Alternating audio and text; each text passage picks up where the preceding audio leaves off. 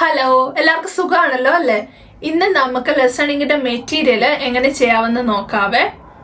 Material start ചെയ്യുന്നതിന് മുമ്പ് ഞാൻ കുറച്ച് കാര്യങ്ങൾ പറഞ്ഞു തരട്ടെ. നിങ്ങൾക്ക് പറഞ്ഞു തരുമ്പോൾ ഞാൻ മറന്നു പോകാതിരിക്കാൻ വേണ്ടി ഞാനത് നോട്ട് ചെയ്ത് വെച്ചേക്കുവാണ്.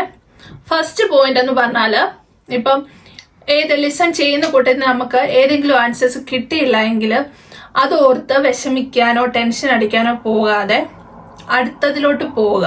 ഇപ്പൊ ഫസ്റ്റ് ആൻസർ കിട്ടിയില്ലെങ്കിൽ അവിടെ തന്നെ സ്ട്രക്കായി നിൽക്കാതെ നെക്സ്റ്റ് ക്വസ്റ്റ്യനിലോട്ട് പോകുക. സെക്കൻഡ് കിട്ടിയില്ല എന്ന് വെച്ചോ, ഓക്കെ വിട്ടേക്കുക, അടുത്തതിലോട്ട് പോവുക. ബാക്കി നമുക്ക് 40 ക്വസ്റ്റ്യൻസ് ഉണ്ട്, നമുക്ക് 30 എബോവ് ആണ് വേണ്ടത്. അപ്പോൾ ഇനിയും ആൻസർ കിട്ടാനുള്ള സ്കോപ്പ്, നമുക്ക് പാസ് ആവാനുള്ള സ്കോപ്പ് ഉണ്ട്. അത് കാരണം കോൺഫിഡൻസ് കളയാതെ കോൺഫിഡന്റ് ആയിക്കൊണ്ട് തന്നെ ആൻസേഴ്സ് ലെസൺ ചെയ്ത് ആൻസർ ചെയ്ത് പോവുക. അടുത്ത എല്ലാവരും ഒരു ഡൗട്ടാണ്, നെഗറ്റീവ് മാർക്സ് ഉണ്ടോന്ന്. ലെസണിങ്ങിന് നെഗറ്റീവ് മാർക്സ് ഇല്ല. അത് കാരണം എല്ലാ ക്വസ്റ്റ്യൻസിന്റെയും ആൻസർ എഴുതുക, ഒന്നും നമ്മൾ വിടരുത്. ഇപ്പം പാർട്ട് എ ആണല്ലോ 24 ക്വസ്റ്റ്യൻസിൽ നമ്മൾ ഫിൽ ഇൻ ദ ബ്ലാങ്ക്സ് ആയിട്ട് എഴുതുന്നത്.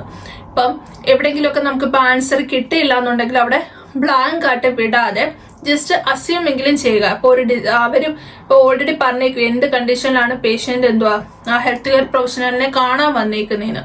അപ്പോൾ ഇപ്പൊ അവിടെ ഒരു സിംറ്റം എല്ലാം വരുമ്പോഴത്തേക്കിന് ചിലപ്പോ ഇപ്പൊ പെയിൻ എന്തേലും ഇപ്പം അബ്ഡോ പെയിൻ ആണെന്ന് പറഞ്ഞെന്ന് വെച്ചു, നമുക്കതിപ്പം കിട്ടിയില്ല എന്നുണ്ടെങ്കിൽ ഇപ്പൊ നമുക്ക് അബ്ഡോ പെയിൻ നമ്മൾ തന്നെ അത് അസ്യൂം ചെയ്യുക. ഓക്കെ, പേഷ്യന്റിന് സ്റ്റൊമക്കുമായിട്ട് ബന്ധപ്പെട്ട കാര്യങ്ങളാണ് പറയുന്നത്, ചിലപ്പോൾ അബ്ഡോ പെയിൻ ആയിരിക്കും എന്ന് വിചാരിച്ചുകൊണ്ട് നമ്മൾ അതങ്ങ് എഴുതുക. ഇപ്പം മെഡിസിന്റെ കാര്യം, ചിലപ്പോൾ മെഡിസിൻ ഒക്കെ എഴുതാൻ പോകുമ്പോൾ കിട്ടിയില്ലെങ്കിൽ തന്നെ നമ്മൾ അത് അസ്യൂം ചെയ്യുക. ഇപ്പൊ ചിലപ്പോൾ പെയിന് വേണ്ടി കഴിച്ചതാണ്, അപ്പൊ ജസ്റ്റ് വിചാരിക്കുക ചിലപ്പോൾ ഐബുപ്രോഫൻ ആയിരിക്കും, ചിലപ്പോൾ അല്ലായിരിക്കും, അവർ വേറെ വല്ലതും ആയിരിക്കും പറഞ്ഞത്. ഓക്കെ, സാരമില്ല. പക്ഷെ നമ്മൾ അങ്ങനെ അസ്യൂം ചെയ്തെങ്കിലും നമ്മൾ എഴുതുക. ഇപ്പൊ ചിലപ്പോൾ നമ്മൾ അതാണ് ശരിയെങ്കിലോ, നമുക്ക് ചിലപ്പോൾ മാർക്ക് കിട്ടിയാലോ, അതാണ് ജസ്റ്റ് ഒരു ഭാഗ്യ പരീക്ഷണം നടത്തുക. പിന്നെ അടുത്ത പോയിന്റ് ആണ് ഈ എക്സാം എഴുതുന്നത് 2B പെൻസിൽ വെച്ചിട്ടാണ്. ഇനിയുള്ള എല്ലാവരും ഒരു ഡൗട്ടാണ്, സ്പെല്ലിംഗ് മിസ്റ്റേക്സ് പ്രശ്നമുണ്ടോന്ന്. അവര് പറയുന്നത് മീനിങ് ചേഞ്ച് ആവാത്ത സ്പെല്ലിംഗ് മിസ്റ്റേക്ക് ആണെങ്കിൽ പ്രശ്നമില്ല എന്നാണ്. ചിലപ്പോ നമ്മുടെ പേപ്പർ നോക്കുന്ന ആളിനെ അനുസരിച്ചിരിക്കും. മാക്സിമം നമ്മൾ സ്പെല്ലിംഗ് മിസ്റ്റേക്സ് വരാതെ നോക്കുക. നമ്മുടെ എക്സാമിന്റെ പാർട്ട് എ വാലുവേഷൻ നടത്തുന്നത് എക്സാമിനേഴ്സ്, അതായത് ആൾക്കാരായിരിക്കും അത് നോക്കുന്നത്. പാർട്ട് ബിയും സിയും അസസ് ചെയ്യുന്നത് കമ്പ്യൂട്ടർ അസസ്മെന്റ് ആയിരിക്കും. പിന്നെ ലോങ് ആയിട്ടുള്ള ആൻസേഴ്സ് ഒക്കെയാ വരുന്നതെങ്കിൽ അന്നേരം പെട്ടെന്ന് ആ ലോങ് ഫുള്ള് നമ്മൾ എഴുതി നിൽക്കാതെ ജസ്റ്റ് ഒരു ഷോർട്ട് ഫോമിൽ എന്തെങ്കിലും എഴുതി വെക്കുക. എന്നിട്ട് ലാസ്റ്റ് നമുക്ക് കിട്ടുന്ന ടൈമിൽ അത് വന്ന് റബ്ബ് ചെയ്തിട്ട് അത് ഫുൾ ഫോം ആക്കാൻ ശ്രമിക്കുക. അത് തെറ്റിക്കാൻ ലാസ്റ്റ് അത് മറന്നു പോകരുത്. ലാസ്റ്റ് നമ്മൾ ആൻസേഴ്സ് എല്ലാം ചെയ്യുന്ന കറക്റ്റ് ആണോ എന്ന് ചെയ്യുന്ന കൂട്ടത്തിൽ അത് ഫുള്ളാക്കുക. പിന്നെ ഇപ്പൊ അവരെന്തെങ്കിലും ഒരു ഷോർട്ട് ഫോം ആയിരിക്കും പറയുന്നതെന്ന് വെച്ചോ, ഇപ്പൊ എന്തെങ്കിലും ഒരു സ്കാനിങ്, ഇപ്പൊ MRI സ്കാൻ എന്നാ പറയുന്നതെങ്കിൽ നമ്മളത് MRI സ്കാൻ എന്ന് തന്നെ എഴുതുക. നമ്മളത് ഫുള്ളാക്കി മാഗ്നറ്റിക് റെസണൻസ് ഇമേജിങ് അങ്ങനൊന്നും എഴുതേണ്ട കാര്യമില്ല. അവർ പറയുന്ന ഷോർട്ട് ഫോം ആയിട്ട് തന്നെ എഴുതുക. പിന്നെ ലാസ്റ്റ് കിട്ടുന്ന ടൈം ഉണ്ടല്ലോ, ആ ടൈമിൽ എല്ലാം നോക്കി കറക്റ്റ് ആണോ എന്നൊക്കെ നോക്കുക. സ്പെല്ലിംഗ് മിസ്റ്റേക്ക് ഉണ്ടെങ്കിൽ അത് മാറ്റുക. നമ്മൾ കീവേഡ്സ് ഒക്കെ അണ്ടർലൈൻ ചെയ്യുന്നതും ഇടയ്ക്കുമല്ലോ എഴുതി നോക്കുന്നതും ഒക്കെ ഒന്ന് റബ്ബ് ചെയ്യേണ്ട കാര്യമൊന്നുമില്ല. അതൊക്കെ അവിടെ കിടന്നോട്ടെ, അതിനൊന്നും കുഴപ്പമൊന്നുമില്ല. അപ്പൊ ഇത്രയൊക്കെയാണ് ലെസണിങ് എക്സാം അറ്റൻഡ് ചെയ്യുമ്പോൾ ശ്രദ്ധിക്കേണ്ടത്. ഇനി എന്തെങ്കിലുമൊക്കെ ഞാൻ ഇടയ്ക്കൊക്കെ ഓർക്കുവാണെങ്കിൽ ഞാൻ പിന്നെ പറഞ്ഞു തരാവേ. ഇനി നമുക്ക് മെറ്റീരിയൽ എങ്ങനെ ചെയ്യുന്നതെന്ന് നോക്കാം. ഈ കാണുന്നതാണ് OETയുടെ ലെസണിങ്ങിന്റെ ക്വസ്റ്റ്യൻ ആൻഡ് ആൻസർ ബുക്ക്ലെറ്റ്. ഇത് നമ്മുടെ OETയുടെ ഒഫീഷ്യൽ സൈറ്റിൽ നിന്ന് തന്നെയുള്ളതാണ്. ഇതിൻ്റെ അകത്ത് നമ്മുടെ ക്വസ്റ്റ്യൻ ബുക്ക്ലെറ്റിന്റെ ഫ്രണ്ട് പേജ് ആണിത്. ഫസ്റ്റ് നമ്മൾ നമ്മുടെ കാൻഡിഡേറ്റ് നെയിം എഴുതുക, പിന്നെ ഡേറ്റ് ഓഫ് ബർത്ത് എഴുതുക, പിന്നെ പ്രൊഫഷൻ, വെന്യൂ എന്ന് പറഞ്ഞാൽ നമ്മുടെ എക്സാം നടക്കുന്ന സ്ഥലമാണ്, പിന്നെ ടെസ്റ്റ് ഡേറ്റ് എഴുതുക. അത് കഴിഞ്ഞിട്ട് നമ്മുടെ കാൻഡിഡേറ്റ് നമ്പർ എഴുതാനുണ്ട്. ഇത് നമ്മൾ 2B പെൻസിൽ ആണ് യൂസ് ചെയ്ത് നമ്മൾ എക്സാം എഴുതുന്നത്. ഇതിനൊരു എക്സാമ്പിൾ അവരിവിടെ കൊടുത്തിട്ടുണ്ട് നമ്മുടെ കാൻഡിഡേറ്റ് നമ്പർ എഴുതുന്നതിന്. ഇപ്പൊ 25 ആണെങ്കിൽ 25 എന്ന് മേളിൽ എഴുതുക. എന്നിട്ട് ആ കോളംസ് ഉണ്ടല്ലോ താഴത്തെ, അവിടെ ബബിൾ ചെയ്യാനുള്ള സ്ഥലം ഉണ്ടല്ലോ, അവിടെ നമ്മൾ ഇപ്പം 2, 5 ആകുമ്പോൾ ഫസ്റ്റ് റോയിൽ നമ്മൾ 2 ബബിൾ ചെയ്യുക, സെക്കൻഡ് റോയിൽ 5 ബബിൾ ചെയ്യുക. അങ്ങനെ നമ്മൾ ഓരോ കോളത്തിലും നമ്മുടെ കാൻഡിഡേറ്റ് നമ്പർ ഏതാണോ അത് നമ്മൾ ബബിൾ ചെയ്ത് പോവുക. അങ്ങനെയാണ് കാൻഡിഡേറ്റ് നമ്പർ എഴുതുന്നത്. പിന്നെ ലാസ്റ്റ് നമ്മൾ ആ ഡിക്ലറേഷനൊക്കെ വായിച്ചിട്ട് സൈൻ ചെയ്യാനുള്ളതാണ്. നമ്മൾ ആ സിഗ്നേച്ചർ ചെയ്യാൻ പറഞ്ഞിരിക്കുന്നിടത്ത് സൈൻ ചെയ്ത് കൊടുക്കുക. പിന്നെ അവർ പറഞ്ഞിട്ടുണ്ട് എക്സാമിൻ്റെ ടൈം അപ്രോക്സിമേറ്റ്ലി 40 minutes ആണ്. ഇനി അവർ ഇൻസ്ട്രക്ഷൻസ് ടു കാൻഡിഡേറ്റ്സ് എന്ന് പറഞ്ഞിട്ടുണ്ട്. Do not open this question paper until you are told to do so. Next, 1 mark will be granted for each correct answer. Answer all questions. Marks are not deducted for incorrect answers. At the end of the test, you will have 2 minutes to check your answers. At the end of the test, hand in this question and answer booklet. You must not remove OIT material from the test room. പിന്നെ അവർ how to answer the questions എന്ന് പറഞ്ഞ് തന്നിട്ടുണ്ട്. Part എങ്ങനെ answer ചെയ്യണമെന്ന്. Write your answers on this question and answer booklet by filling in the blanks. Example കൊടുത്തേക്കുന്ന ഇപ്പോൾ patient അങ്ങനെ കൊടുത്തേക്കുന്നിടത്ത് ആ അവിടെ ബ്ലാങ്ക് കൊടുത്തേക്കുന്നിടത്ത് നമ്മൾ പേഷ്യൻറ്റിൻ്റെ പേര് അത് എഴുതി പോവുക. മീൻസ് എന്താണ് ആൻസർ അത് എഴുതുക. അതാണ് പാർട്ട് എ എങ്ങനെയാണ് ചെയ്യേണ്ടതെന്ന് പറഞ്ഞേക്കുന്നത്. Part B and C, mark your answers on this question and answer booklet by filling in the circle using a 2B pencil. Example ഇപ്പം ഓപ്ഷൻസ് എ ബി സി എന്നാണ് ഞാൻ പറഞ്ഞായിരുന്നല്ലോ. അതിൻ്റെ അകത്തുനിന്ന് ഇപ്പം നമ്മുടെ ഓപ്ഷൻ നമ്മുടെ ആൻസർ ഏതാണ് ബി ആണെങ്കിൽ ബി ബബിൾ ചെയ്ത് വിടുക. അങ്ങനെയാണ് നമ്മൾ പാർട്ട് ബിയും സിയും ആൻസർ ചെയ്യുന്നത്. ഇത്രയാണ് നമ്മുടെ ക്വസ്റ്റ്യൻ പേപ്പറിൻ്റെ ഫ്രണ്ട് പേജ് വരുന്നത്. പിന്നെ നമുക്കൊരു ബ്ലാങ്ക് പേജ് അവർ കൊടുത്തിട്ടുണ്ട്. എന്തെങ്കിലും നമുക്ക് എഴുതി നോക്കണോ വല്ലതും ചെയ്യണമെങ്കിൽ എഴുതി നോക്കാൻ വേണ്ടിയിട്ട്. അത് നമ്മൾ ഇപ്പം എക്സാം കഴിഞ്ഞിട്ട് റബ്ബ് ചെയ്യേണ്ട ആവശ്യമൊന്നുമില്ല. അത് അങ്ങനെ തന്നെ നമുക്ക് വിടാം. ഇങ്ങനെയാണ് നമ്മുടെ ലിസണിങ്ങിൻ്റെ എക്സാം തുടങ്ങുന്നതിന് മുന്നിൽ ഉള്ള ബുക്ക്ലെറ്റിലെ നെക്സ്റ്റ് പേജ് കാണുന്നത്. ഇപ്പം അവർ ഓഡിയോയാണ് ഇടുന്നത്. ആ ഓഡിയോ നെക്സ്റ്റ് നമ്മുടെ ബുക്ക്ലെറ്റ് ഓപ്പൺ ചെയ്യാൻ പറയുമ്പോൾ മാത്രമേ നമുക്ക് ബുക്ക്ലെറ്റ് ഓപ്പൺ ചെയ്യാനുള്ള പെർമിഷനുള്ള. ഇനി കേൾക്കുന്നതാണ് എക്സാമിൻ്റെ സ്റ്റാർട്ട് ചെയ്യുന്നതിന് മുന്നിലത്തെ audio. Occupational English Test. Sample Test 1. Listening Test. This test has 3 parts. In each part, you'll hear a number of different extracts. At the start of each extract, you'll hear this sound. You'll have time to read the questions before you hear each extract, and you'll hear each extract once only. Complete your answers as you listen. At the end of the test, you'll have 2 minutes to check your answers. Part A. In this part of the test, you'll hear 2 different extracts. In each extract, a health professional is talking to a patient. For questions 1 to 24, complete the notes with information you hear. Now look at the notes for Extract 1. Extract 1, questions 1 to 12. You hear a physiotherapist talking to a new patient called Ray Sands. For questions 1 to 12, complete the notes with a word or short phrase. You now have 30 seconds to look at the notes.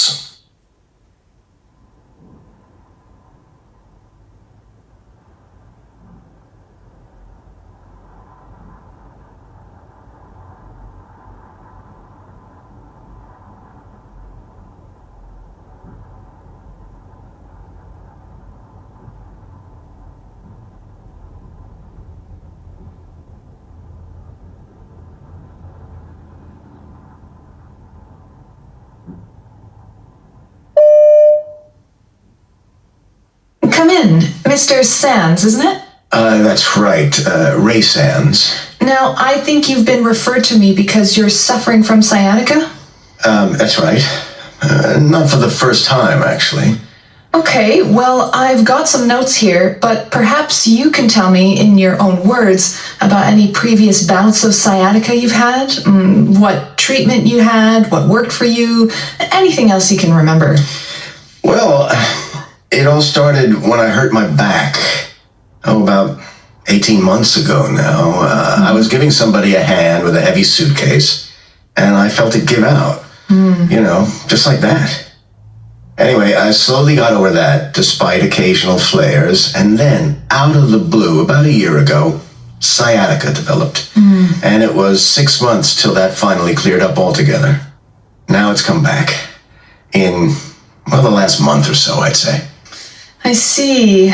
And your physician said it was sciatica? Yeah, I had this pain all the way down my right leg. And she said the real problem was in my back because the sciatic nerve was getting trapped. I mean, I'm telling you, this was no ordinary pain. It was really intense. I mean, to the extent that I couldn't stand for very long. Couldn't walk hardly any distance. I couldn't sleep. The most frustrating bit for me was that I couldn't even turn over in bed. It just hurt so much. I just couldn't get comfortable. You know what I mean? Sometimes I'd have a sort of tingling feeling in my calves as well, but then at other times my whole leg just felt a bit numb, really. It was weird. And of course I couldn't go to work. Yeah. I'm an events organizer, so I travel around a lot. I'm setting things up for conferences, lugging stuff around, and so there was no way I could manage any of that the state I was in. Okay, so how was this treated? Well, in the first instance, I was given painkillers, obviously. Ibuprofen, as far as I remember. And I was told to put compression packs on the affected area. I mean, that did ease the pain a little, but I was still housebound, practically speaking. Okay. The physician sent me to see an osteopath, and then I got some treatment there, but it didn't seem to make much difference. So I was referred to a sports injury specialist, of all things. And he did a number of things that did seem to ease things a little, like working on my spine, lower legs. Oh, and he gave me a set of exercises to do at home. I see. Any other treatment? Yeah, I almost forgot. There was this course of injections. And I went for various other therapies like ultrasound and another one where they use like electrical impulses. I can't remember exactly what it's called. At one point, I even considered acupuncture.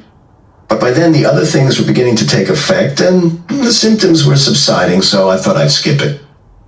So, which of these various treatments do you feel was most effective? What made the difference? Well, I couldn't say for certain because it all went on for 4 months without much improvement, really.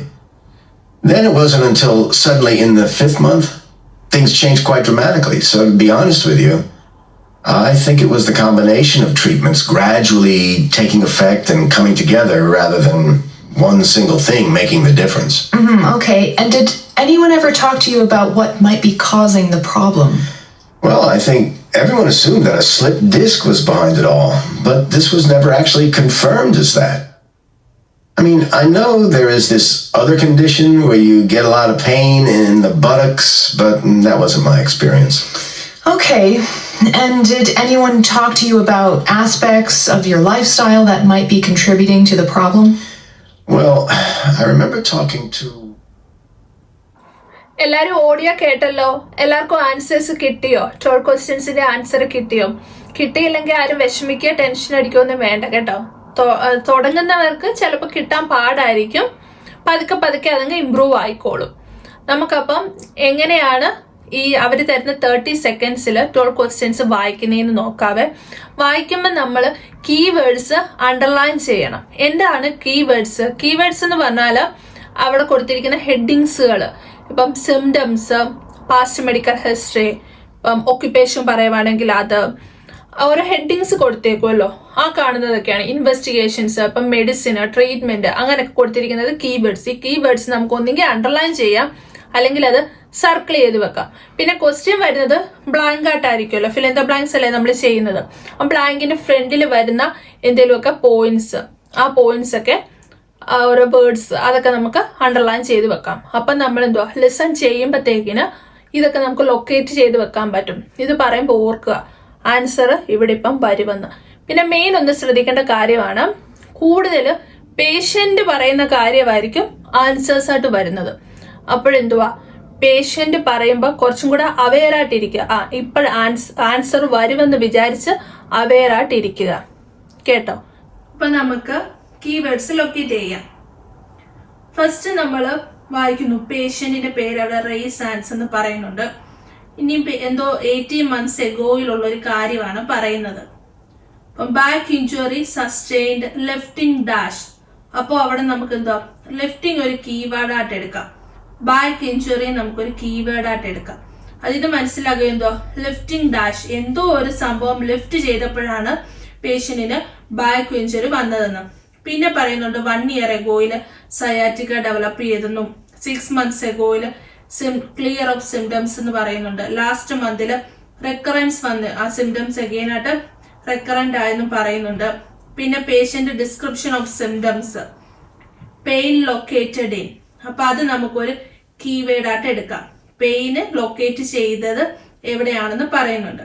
പിന്നെ pain described as, അത് നമുക്കൊരു keyword ആയിട്ട് എടുക്കാം. Pain എന്താണെന്ന് describe ചെയ്യും ആ ഭാഗത്തോടെ patient. പിന്നെ loss of mobility പറയുന്നുണ്ട്, പ്രോബ്ലം സ്ലീപ്പിംഗ് പറയുന്നുണ്ട്, മെൻഷൻസ് ഇൻഅബിലിറ്റി ടു, എന്തോ ഒരു കാര്യത്തിന് ഇൻഅബിലിറ്റി ആണെന്ന് പറയുന്നുണ്ട്. Dash as most frustrating aspect, most frustrating aspect നമുക്കൊരു കീവേഡ് ആയിട്ട് എടുക്കാം. അടുത്തത് ഡാഷ് സെൻസേഷൻ, എന്തോ ഒരു സെൻസേഷൻ, ബ്രാക്കറ്റിൽ കാഫ്സ് എന്ന് കൊടുത്തിട്ടുണ്ട്. അപ്പം കാഫ്സില് എന്തോ ഒരു സെൻസേഷൻ ഉണ്ടെന്ന് പറയുന്നുണ്ട്. അപ്പൊ ആ സെൻസേഷൻ, ആ എന്ത് സെൻസേഷൻ ആണ് അതാണ് അവിടെ ആൻസർ ആയിട്ട് വരുന്നത്. അടുത്ത പറയുന്നുണ്ട് general numbness in affected area. അവിടെ നമുക്കൊരു കീവേഡ് ആയിട്ട് ജസ്റ്റ് എടുക്കാം. അവിടെ നമുക്ക് ആൻസർ ഒന്നും വരുന്നില്ല, എന്നാലും നമുക്ക് ഐഡന്റിഫൈ ചെയ്യാൻ വേണ്ടി ആ നംനെസ് ഒരു കീവേഡ് ആയിട്ട് എടുക്കാം. അടുത്ത ഒക്യുപ്പേഷൻ, ഇപ്പൊ പേഷ്യന്റിന്റെ ഒക്യുപ്പേഷൻ ആയിരിക്കും അവിടെ പറയുന്നതെന്ന് നമ്മൾ എന്തോ അസ്യൂം ചെയ്യുക. Dash involves travel or some manual work. അപ്പൊ ഒക്യുപ്പേഷൻ നമ്മൾ അവിടെ ഒരു കീവേഡ് ആയിട്ട് എടുത്തു. നെക്സ്റ്റ് ഇനിഷ്യൽ ട്രീറ്റ്മെന്റ് പറയുന്നുണ്ട്, അതൊരു കീവേഡ് ആയിട്ട് എടുക്കാം. പ്രിസ്ക്രൈബ് NSAIDs, NSAIDs നമുക്കൊരു കീവേഡ് ആയിട്ട് എടുക്കാം. ആപ്ലിക്കേഷൻ ഓഫ് ഡാഷ്, എന്തോ ഒരു സംഭവം അപ്ലൈ ചെയ്തു. അപ്പൊ ആപ്ലിക്കേഷൻ നമുക്കൊരു കീവേഡ് ആയിട്ട് എടുക്കാം. അവിടെ പറയുന്നുണ്ട് ബ്രാക്കറ്റില് പ്രൊവൈഡഡ് സം റിലീഫ്. അപ്പൊ പേഷ്യന്റിന് എന്തോ ഒരു സംഭവം ആപ്ലിക്കേഷൻ ചെയ്തപ്പോ എന്തോ റിലീഫ് കിട്ടിയെന്ന് പറയുന്നുണ്ട്. നെക്സ്റ്റ് പറയുന്നത് റെഫറൽസ്, ഡാഷ് ബ്രാക്കറ്റ് ബ്രീഫ്ലി എന്ന് പറയുന്നുണ്ട്. അപ്പൊ എന്തോ ഒരു സംഭവത്തിലോട്ട് പേഷ്യന്റിനെ റെഫർ ചെയ്തു എന്ന് പറയുന്നുണ്ട്. അപ്പൊ ആ റെഫറൽ നമുക്കൊരു കീവേഡ് ആയിട്ട് എടുക്കാം. അടുത്ത പറയുന്നുണ്ട് sports injury specialist for manipulation and exercise program എന്ന് പറയുന്നുണ്ട്. അപ്പൊ sports injury specialist exercise program ഒക്കെ ജസ്റ്റ് നമുക്കൊരു കീവേഡ് ആയിട്ട് എടുക്കാം. ഫർദർ ട്രീറ്റ്മെന്റ് പറയുന്നുണ്ട്, എന്തൊക്കെയാ എപ്പിഡൂറൽ ഇഞ്ചക്ഷൻസ് എന്ന് പറയുന്നുണ്ട്. പിന്നെ എന്തോ ഒരു ട്രീറ്റ്മെന്റ് പറയുന്നുണ്ട്. പിന്നെ electrical impulses, decided not to try, എന്തോ ഒരു സംഭവം ട്രൈ ചെയ്യേണ്ടെന്ന് പേഷ്യന്റ് ഡിസൈഡ് ചെയ്തിട്ടുണ്ട്, അതും നമുക്കൊരു കീവേഡ് ആയിട്ട് എടുക്കാം. പിന്നെ പറയുന്നുണ്ട് പേഷ്യന്റ് ആട്രിബ്യൂട്ട്സ് റിക്കവറി ടു, അപ്പൊ പേഷ്യന്റിന് എന്തിനോ ഒരു സംഭവത്തിൽ നിന്നൂടെ റിക്കവറി കിട്ടിയെന്ന് പേഷ്യന്റ് പറയുന്നുണ്ട്. അപ്പൊ അത് നമുക്ക് റിക്കവർ ആയെന്ന് പറയുന്നത് നമുക്കൊരു കീവേഡ് ആയിട്ട് എടുക്കാം. അടുത്ത പറയുന്നുണ്ട് പ്രീവിയസ് ഡയഗ്നോസിസ്, അപ്പൊ അത് നമുക്കൊരു കീവേഡ് ആയിട്ട് എടുക്കാം. പേഷ്യന്റിന് നേരത്തെ എന്തോ ഒരു സംഭവം ഡയഗ്നോസ് ചെയ്തെന്നായിരിക്കും അവിടെ പറയാൻ പോകുന്നത്. പിന്നെ എന്താ പറയുന്നു sciatica probably related to, sciatica വന്നത് എന്തോ ഒരു സംഭവം കൊണ്ടായിരിക്കും എന്ന് അവിടെ പറയുന്നുണ്ട്. അത് അവിടുത്തെ ഒരു ആൻസർ ആയിട്ട് വരുന്നുണ്ട്. അതോടെ നമ്മുടെ ക്വസ്റ്റ്യൻ തീരുവാണ്. Reports no history of pain in buttocks. അപ്പം ഇത്രയാണ് നമ്മുടെ എക്സ്ട്രാക്റ്റ് 1-ലെ 12 ക്വസ്റ്റ്യൻസ് ആയിട്ട് ഇതിൽ വന്നേക്കുന്നത്. അപ്പൊ ഈ 30 seconds കൊണ്ട് നമ്മൾ ഇത്രയും വായിക്കുക. ഇത്രയും വായിച്ച് നമ്മൾ എന്തുവാ ഈ കീവേഡ്സ് മൊത്തം ഐഡന്റിഫൈ ചെയ്ത് വെക്കുക. ഇനി നമുക്കിത് ഒന്നും കൂടെ കേട്ട് നോക്കാവേ, എന്നിട്ട് നമുക്ക് ആൻസർ കിട്ടുന്നുണ്ടോ എന്ന് നോക്കാം. Come in, Mr. Sands, isn't it? That's right. Ray Sands. Now, I think you've been referred to me because you're suffering from sciatica? That's right. Not for the first time, actually. Okay, well, I've got some notes here, but perhaps you can tell me in your own words about any previous bouts of sciatica you've had, what treatment you had, what worked for you, anything else you can remember. Well, it all started when I hurt my back. About 18 months ago now. I was giving somebody a hand with a heavy suitcase, and I felt it give out. You know, just like that. Anyway, I slowly got over that, despite occasional flares, and then, out of the blue, about a year ago, sciatica developed. And it was 6 months till that finally cleared up altogether. Now it's come back. In, well, the last month or so, I'd say. I see. And your physician said it was sciatica? Yeah, I had this pain all the way down my right leg. And she said the real problem was in my back because the sciatic nerve was getting trapped. I mean, I'm telling you, this was no ordinary pain. It was really intense. First ക്വസ്റ്റ്യൻ്റെ answer എന്തോ കിട്ടി എല്ലാവർക്കും? Suit case എന്നാണോ കിട്ടിയത്? Suit case അല്ലെങ്കിൽ എന്തുവാ, heavy suit case അല്ലെങ്കിൽ A heavy suit case, ഇതിലേതേലും ആയിരിക്കും ഫസ്റ്റ് ക്വസ്റ്റ്യൻ്റെ ആൻസർ. ഈ അസസേഴ്സിന്റെ കയ്യിൽ ആൻസർ കീ കാണുമേ. ആൻസർ കീയുടെ അകത്ത് എന്തോ ആൻസർ കൊടുത്തേക്കുന്നതെന്ന് വെച്ചാൽ അത് വെച്ചിട്ടാണ് അവര് പോയിന്റ് ഇടുന്നത്. അപ്പം അവര് കൊടുത്തിരിക്കുന്ന ഇതിലേതെങ്കിലും ഒന്നാണ് നമ്മൾ എഴുതിയിരിക്കുന്നതെങ്കിൽ നമുക്ക് സ്കോർ കിട്ടും. അതാണ് ഫസ്റ്റ് ക്വസ്റ്റ്യൻ. അതെങ്ങനെ കണ്ടുപിടിച്ചെന്ന് അറിയാവോ? അവർ ഓൾറെഡി പേഷ്യന്റ് പറയുന്നുണ്ട് 18 months എഗോയില് back injury sustained, back injury വന്നു. എങ്ങനെ? Lifting a heavy suitcase എന്ന് പേഷ്യന്റ് പറയുന്നുണ്ട്. ശ്രദ്ധിച്ച് കേൾക്കുക. മനസ്സിലായില്ലെങ്കിൽ ഒന്നും കൂടെ നിങ്ങൾ ഓഡിയോ ഇട്ട് കേട്ട് നോക്കുക. അപ്പൊ നമുക്ക് ആൻസർ കിട്ടും. പിന്നെ അടുത്തത് ജസ്റ്റ് അവർ പറഞ്ഞു പോകുന്നുണ്ട് സയാറ്റിക്ക വന്നു എന്നും 6 മാസം കഴിഞ്ഞപ്പോഴത്തേക്കിന് സിംറ്റംസ് ഒക്കെ പോയെന്നും ലാസ്റ്റ് മന്തിൽ പിന്നെ അത് റെക്കറൻസ് ആയെന്നൊക്കെ പറയുന്നുണ്ട്. പിന്നെ പേഷ്യന്റ് സിംറ്റംസ് ഡിസ്ക്രൈബ് ചെയ്യുമ്പോൾ പറയുന്നുണ്ട് പെയിൻ ലൊക്കേറ്റഡ് ഇൻ. സെക്കൻഡ് ക്വസ്റ്റ്യന്റെ ആൻസർ എന്തുവാ? Is right leg. അവർ പേഷ്യന്റിന്റെ റൈറ്റ് ലെഗിലാണെന്ന് പേഷ്യന്റ് പറയുന്നുണ്ട്. അപ്പൊ എന്തുവാ? സെക്കൻഡ് ആൻസർ റൈറ്റ് ലെഗ് എന്നാണ്. അടുത്തത് പെയിൻ ഡിസ്ക്രൈബ്ഡ് ആസ്. പേഷ്യന്റ് പറയുന്നുണ്ട് എന്തുവാ? പെയിൻ എങ്ങനെയാ പേഷ്യന്റ് ഡിസ്ക്രൈബ് ചെയ്യുന്നത്? പേഷ്യന്റ് പറയുന്നുണ്ട് ഇന്റൻസ് ആണെന്ന്, അല്ലെങ്കിൽ റിയലി ഇന്റൻസ് ആണെന്ന് പറയുന്നുണ്ട്. ഒന്നുകിൽ ഇന്റൻസ് എന്ന് എഴുതുക അല്ലെങ്കിൽ റിയലി ഇന്റൻസ് എന്ന് എഴുതുക. ഇത് ആൻസർ ശരിയാണ്. ഇത്രയാണ് first 3 answers. I couldn't stand for very long. Couldn't walk hardly any distance. I couldn't sleep. The most frustrating bit for me was that I couldn't even turn over in bed. It just hurt so much. I just couldn't get comfortable. You know what I mean? Sometimes I'd have a sort of tingling feeling in my calves as well, but then at other times my whole leg just felt a bit numb, really. It was weird. And of course I couldn't go to work. Yeah. I'm an events organizer, so I travel around a lot. I'm setting things up for conferences, lugging stuff around. നമുക്ക് ബാക്കി നോക്കാവേ. അടുത്ത എന്തോ patient പെയിന്റെ കാര്യം പറഞ്ഞു കഴിഞ്ഞിട്ട് പറയുന്നത്, patient ഈ നമ്മുടെ ക്വസ്റ്റ്യന് പോയിന്റ് കൊടുത്തേക്കുന്നത് ലോസ് ഓഫ് മൊബിലിറ്റി എന്ന് പറഞ്ഞിട്ടുണ്ട്. പേഷ്യന്റ് ലോസ് ഓഫ് മൊബിലിറ്റി, നമ്മൾ ഈ കേട്ട ഓഡിയോയുടെ അകത്ത് എവിടെയെങ്കിലും ലോസ് ഓഫ് മൊബിലിറ്റി എന്ന് കേട്ടായിരുന്നോ? ഇല്ല, ലോസ് ഓഫ് മൊബിലിറ്റി എന്ന് അവർ പറഞ്ഞിട്ടില്ല. അതിന് പകരം വേറെയാ പറഞ്ഞേക്കുന്നത്. എന്തുവാ പറഞ്ഞേക്കുന്നത്? കുഡിന്റ് സ്റ്റാൻഡ്, കുഡിന്റ് വോക്ക് എന്ന് വെച്ചാൽ എന്തുവാ? Loss of mobility. അതായത് പാരഫ്രൈസ് ചെയ്തും പറയാം. അല്ലാതെ ഈ ക്വസ്റ്റ്യനിൽ കിടക്കുന്ന സെയിം വേർഡ് തന്നെ നമ്മൾ കേൾക്കാൻ വേണ്ടി ഇരിക്കരുത്. പാരഫ്രൈസ് ചെയ്ത് വരെ അവർ പറയും. അപ്പോൾ ആ കുഡിൻ സ്റ്റാൻഡ്, കുഡിൻ വോക്ക് എന്ന് പറഞ്ഞേക്കുന്നതാണ് ഇവിടെ ലോസ് ഓഫ് മൊബിലിറ്റി ആയിട്ട് ഇവിടെ ക്വസ്റ്റ്യനിൽ തന്നേക്കുന്നത്. പ്രോബ്ലം സ്ലീപ്പിംഗ്, അത് പേഷ്യന്റ് പറഞ്ഞായിരുന്നു. അടുത്ത ക്വസ്റ്റ്യൻ, 4th ക്വസ്റ്റ്യൻ ആണ് വന്നിരിക്കുന്നത്. മെൻഷൻ ചെയ്തിരിക്കുന്നത് എന്തുവാ? Inability to dash as most frustrating aspect. Most frustrating aspect ആയിട്ട് പറയുന്നത് എന്തുവാ? ഒരു കാര്യം അവർ പറഞ്ഞായിരുന്നു. എന്തുവാ? ഇന്നബിലിറ്റി ടു എന്തുവായിരുന്നു? Turn over in bed. അതാണ് 4th ക്വസ്റ്റ്യന്റെ answer. Turn over in bed എന്ന് പറഞ്ഞായിരുന്നു. അത് മനസ്സിലാക്കാൻ ഇച്ചിരി ബുദ്ധിമുട്ടായിരിക്കും. ഒന്നും കൂടെ റിപ്പീറ്റ് ചെയ്ത് കേട്ട് നോക്കുക, അപ്പൊ നിങ്ങൾക്ക് അത് മനസ്സിലാവുമേ. അടുത്ത 5th ക്വസ്റ്റ്യന്റെ ആൻസർ എന്തുവാ? Dash sensation. ബ്രാക്കറ്റിൽ കാവ്സ് എന്ന് പറഞ്ഞിട്ടുണ്ട്. എന്തോ ഒരു സെൻസേഷൻ എന്ന് അവർ പറഞ്ഞായിരുന്നു ഓഡിയോയിൽ. ഇല്ല, സെൻസേഷൻ എന്ന് പറഞ്ഞിട്ടില്ല, പക്ഷെ വേറൊരു വേർഡ് പറഞ്ഞു. അതിന്റെ സിനോണിം ആണ് പറഞ്ഞേക്കുന്നത്. എന്തുവാണ്? ഫീലിംഗ് എന്നാണ് പറഞ്ഞേക്കുന്നത്. ഡാഷ് ഫീലിംഗ് ഇൻ കാഫ്സ് എന്നാണ് പറഞ്ഞേക്കുന്നത്. എന്ത് ഫീലിംഗ് ആണ് പറഞ്ഞേക്കുന്നത് പേഷ്യന്റ്? ടിംഗ്ലിംഗ് ഫീലിംഗ് എന്നാണ് പറഞ്ഞേക്കുന്നത്. അപ്പൊ ടിംഗ്ലിംഗ് സെൻസേഷൻ ഇൻ കാഫ്സ് എന്നാണ് അവിടെ ആൻസർ വന്നേക്കുന്നത്. ആൻസർ എന്തോ അപ്പം ടിംഗ്ലിംഗ്. അതാണ് 5th ആൻസർ. പിന്നെ പറയുന്നുണ്ട് ജനറൽ നംനെസ് എന്ന് പറയുന്നുണ്ട്. അടുത്ത എന്തോ പറയുന്നത്? അടുത്ത അവരുടെ ഒക്യുപ്പേഷൻ ആണ് പറയുന്നത്. ഡാഷ് എന്തുവാണ് ഒക്യുപ്പേഷൻ പറഞ്ഞേക്കുന്നത്? ഈവൻസ് ഓർഗനൈസർ എന്നാണ് പറഞ്ഞേക്കുന്നത്. അതും ഇച്ചിരി കേട്ട മനസ്സിലാക്കാൻ ഇച്ചിരി ബുദ്ധിമുട്ടുണ്ടായിരിക്കും. കുറച്ച് പ്രാവശ്യം കേട്ട് അവരുടെ പ്രൊനൗൺസിയേഷൻസ് ഒക്കെ നമുക്ക് മനസ്സിലാവും കേട്ടോ. അപ്പൊ ഇതാണ് ഇതിന്റെ answer. How was this treated? Well, in the first instance, I was given painkillers, obviously.